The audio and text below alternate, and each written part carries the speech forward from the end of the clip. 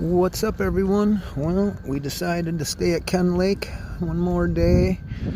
It's pretty breezy here, as you can see by the flag. So I didn't want to risk it. My buddy Craig's boat's still here for sale. Anybody looking? Yeah, I could have made it to the cove, I think, but I just don't want to have to tie up in the wind and rustle 4 ropes and do all that stuff.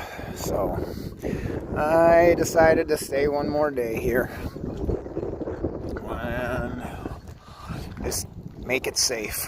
But yeah, here's some boats, people living on their boats out here.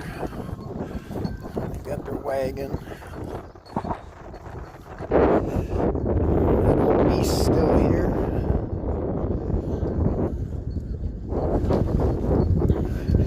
And I got a little boat coming in here.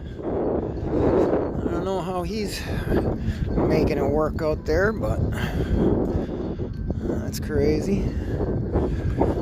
And then this old, we call it the pirate ship.